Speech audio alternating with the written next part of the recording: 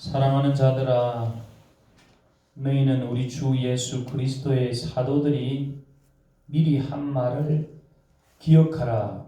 그들이 너희에게 말하기를 마지막 때에 자기의 경건하지 않은 정욕대로 행하며 조롱하는 자들이 있으리라 하였나니, 이 사람들은 분열을 일으키는 자며 육에 속한 자며 성령이 없는 자니라.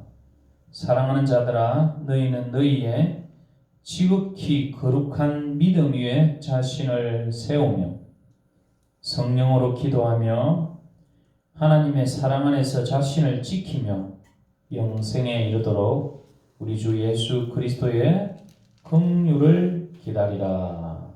아멘. 할렐루야. 아멘. 이 한 주간도 늘 하나님의 은혜와 은총이 함께 하시기를 축복합니다. 아멘.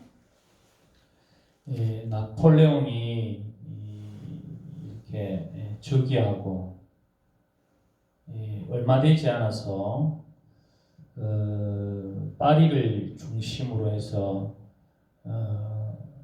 일부 사람들이 이제 반란을 일으키기 시작했다고 합니다. 그래서 결국 그 반란을 일으켰던 이 주동자가 잡히게 되어서 형벌을 받게 되었습니다. 그런데 문 밖에서 한 소녀가 참 불쌍한 눈빛으로 이 나폴레옹을 만나기를 청했습니다. 그래서 결국 나폴레옹을 만나게 되고, 나폴레옹에게 그 주동자가 자기 아버지인데 용서해달라고 간절히 간청을 합니다. 그러니까 이 나폴레옹이 듣다가 내가 용서해주고 싶지만 저 죄를 분명히 형벌을 내려야 되기 때문에 어쩔 수 없다, 그렇게 이야기했습니다. 그러니까 이 소녀가 뭐라고 했는가 하면, 황제시여, 저는 법의 정의를 요구하는 것이 아니라 황제님의 그 긍휼을 바랍니다. 긍휼과 자비를 간절히 바랍니다 하고 애원했습니다. 너무 애처롭게 애원하니까 나폴레옹이 뭐라고 했는가 하면, 너를 봐서 내가 긍휼을 베푼다 해서 그 사람을 석방해 주었다고 합니다. 오늘 우리들도 사실은 죄와 허물로 다 죽었던 존재고 하나님과 관계가 끊겼던 존재.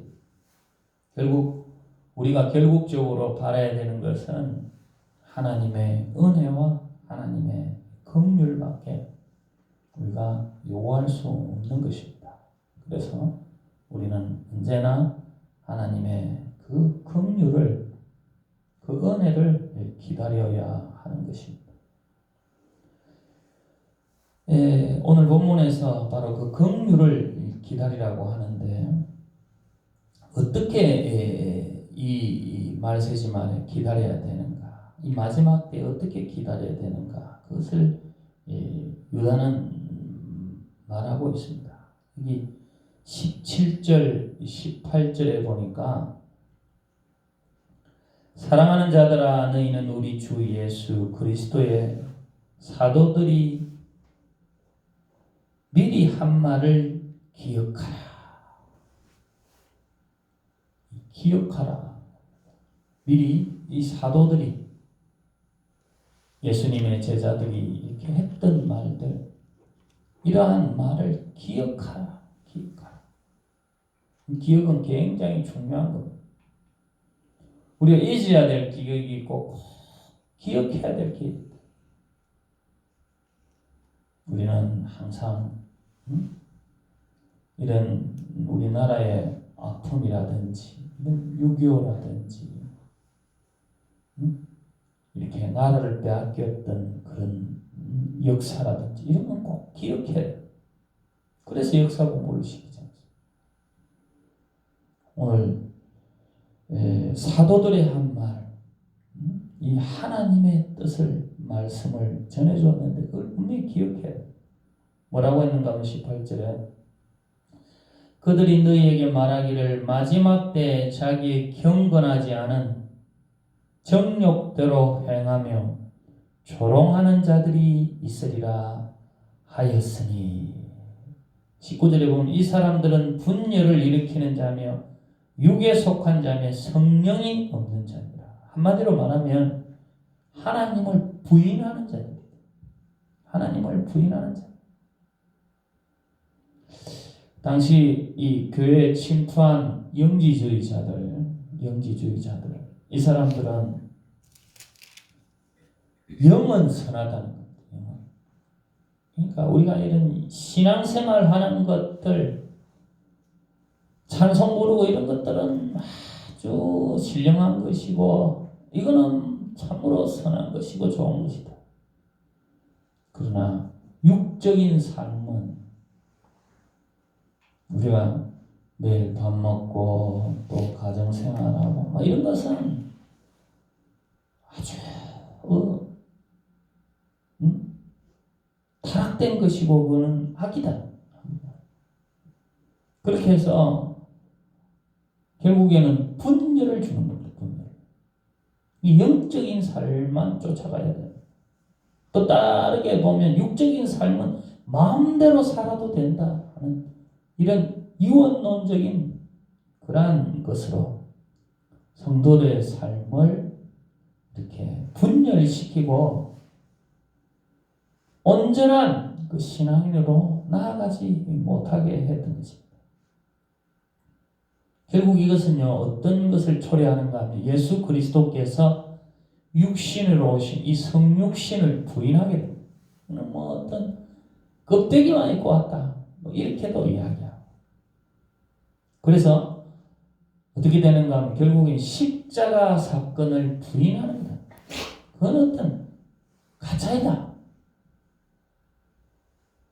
그건 어떤 껍데기다.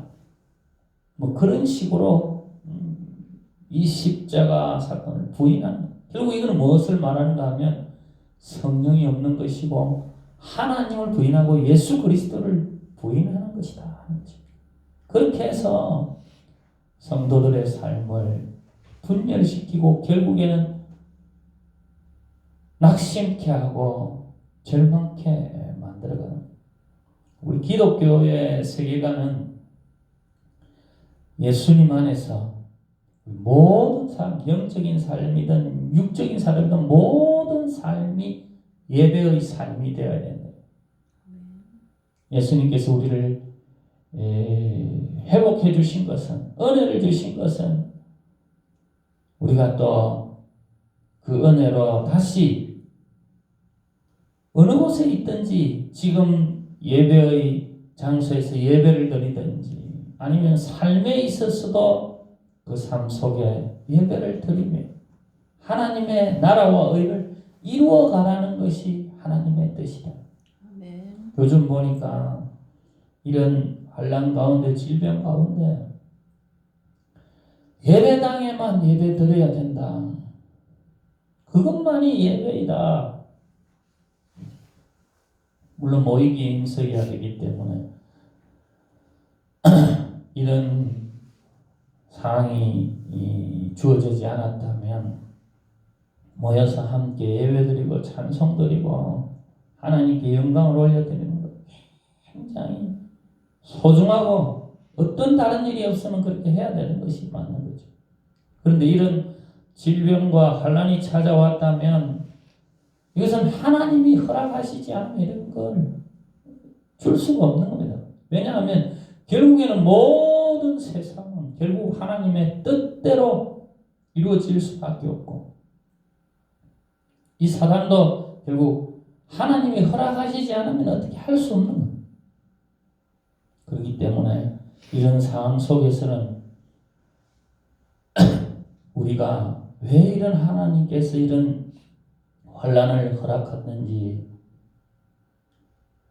흩어져서라도 다시 하나님의 뜻을 생각하고 무릎 꿇고 회개할 거 있으면 회개하고 본질로 돌아가서 하나님의 뜻을 찾고 하나님의 은혜를 구하고 우리가 예배당에서만 진실한 어떤 성자처럼 살아온 건지 우리 삶 속에 진리를 쫓지 못했는 건지 한번 돌아보는 그런 본질을 회복하는 신앙인이 되라는 하나님의 뜻이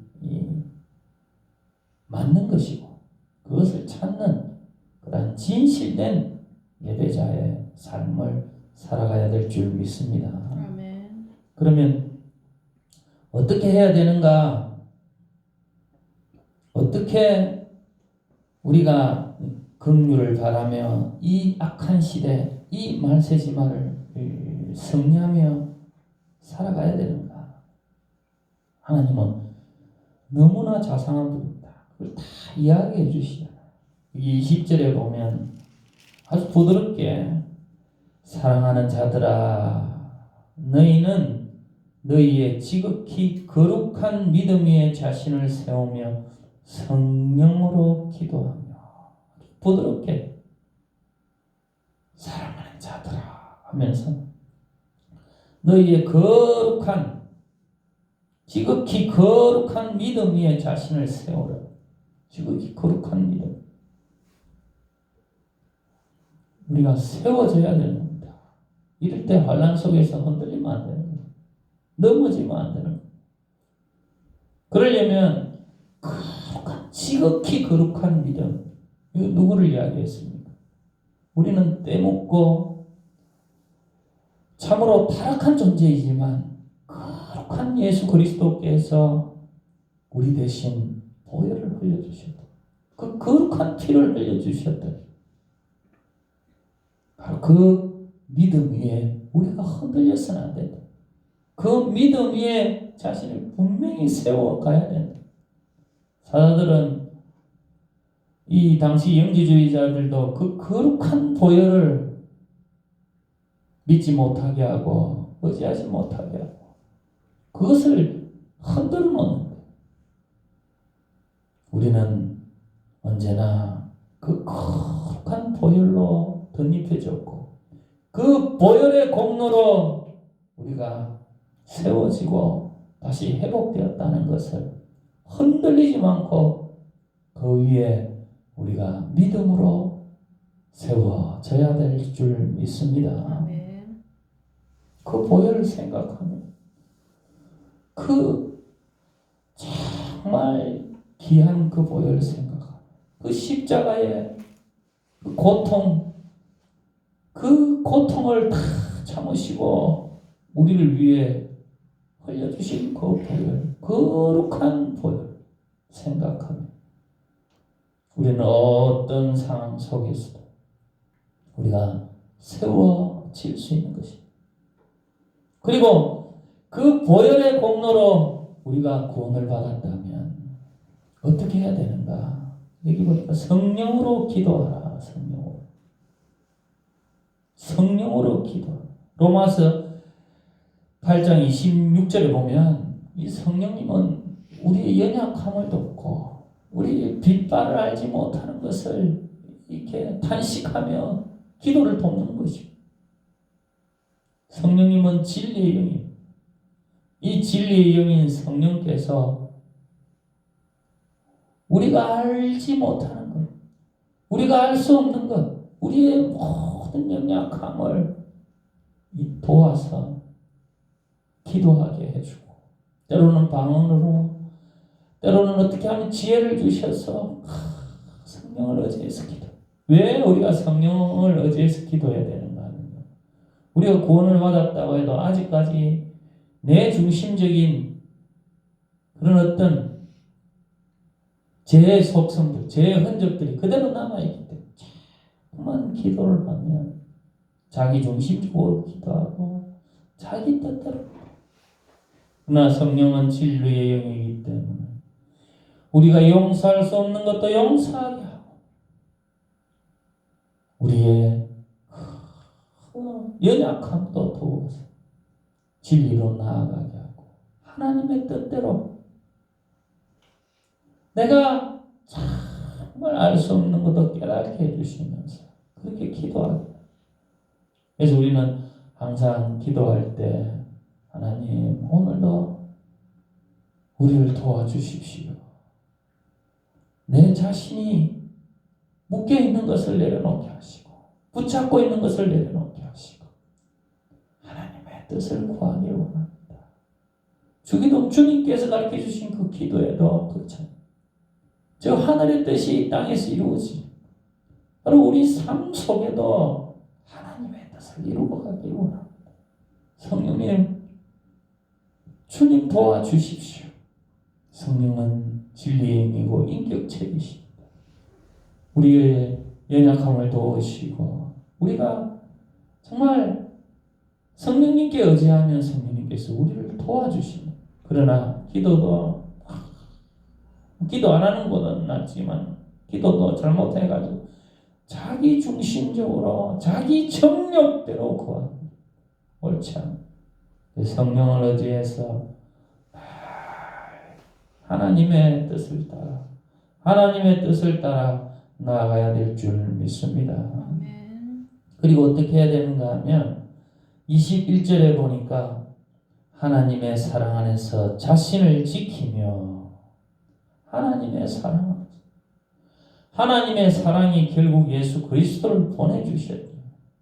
우리가 부모가 이 자식을 얼마나 사랑합니까? 항상 그 자식은 부모의 사랑 그늘 안에서 살아가야 돼요.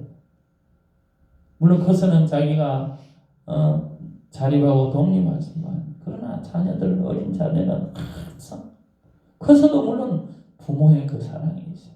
그 사랑 안에 거할 때 자신을 지킬 수 있는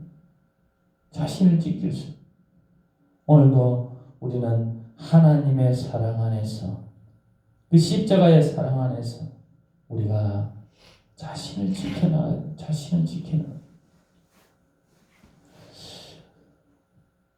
그 부모의 사랑을 의심하거나 받지 않으면 자기를 마음대로 할 수 있는 자기를 마음.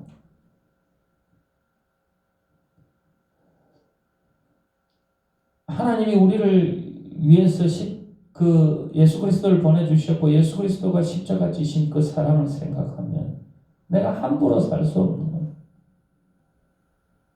내가 부모가 그래 내를 사랑하는데 하나님이 나를 그래 사랑하는데 내가 함부로 살아가면 그 사랑이 우리를 지키게 하는 내가 이렇게 하고 싶고 저렇게 하고 싶지만 하나님이 그렇게 나를 사랑하셨는데 자기 아들을 주시고 그 아들이 우리의 죄 대신 온갖 고초를 당하셨는데 내가 그럴 수 있느냐. 제가 지난주에 손가락을 다쳐서 참 아팠는데 기도하는 중에 제가 연상이 되기를 예수님께서 그 십자가 지시면서 그 못 박힐 때 그 손이 얼마나 아프셨겠는가.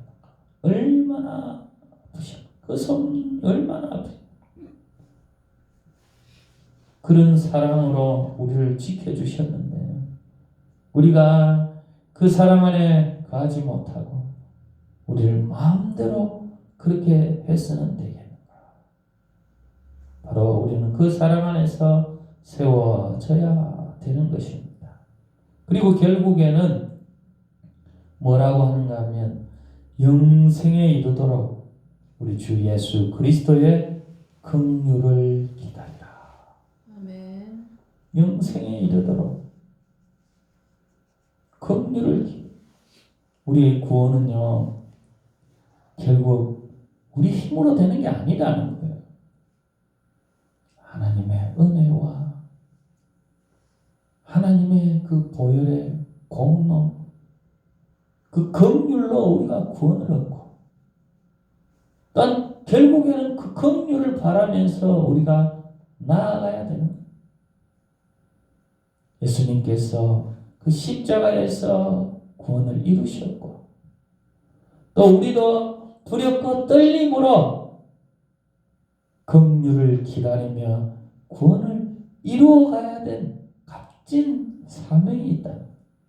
오늘도 이러한 사명을 흔들고 분열을 조장하고 우리 육신을 마음대로 살고 비방하며 온갖 악독한 행위를 한다고 그렇게 해서 참으로 하나님의 진리를 업신여기는 그러한 일을 하는 것이 아니라 보혈의 공로 위에 거룩한 믿음 위에 자신을 세우고 성령으로 기도하며 진리로 나아가서 그래서 하나님의 사랑 안에서 늘 자신을 지키며 하나님의 긍휼을 바라는 저와 여러분이 되시기를 축복합니다. 아멘. 살아계신 하나님, 오늘도 우리의 구원이 모두 하나님의 긍휼에, 하나님의 은혜에, 하나님의 자비에 하나님 그렇게 매달릴 수밖에 없음을 고백합니다. 주님이 십자가 위에서 그 일을 행하셨고 또 우리를 통해 하나님 그 뜻을 이어가며 끝까지 하나님의 긍휼을 기다려야 되는 우리의 존재를 깨닫게 하시니 감사합니다.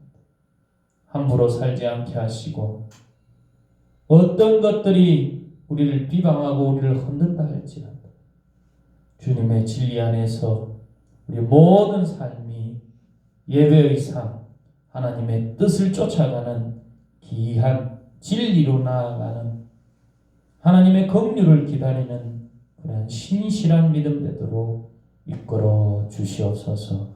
예수 그리스도 이름으로 감사하며 기도하옵나이다. 아멘. 아멘.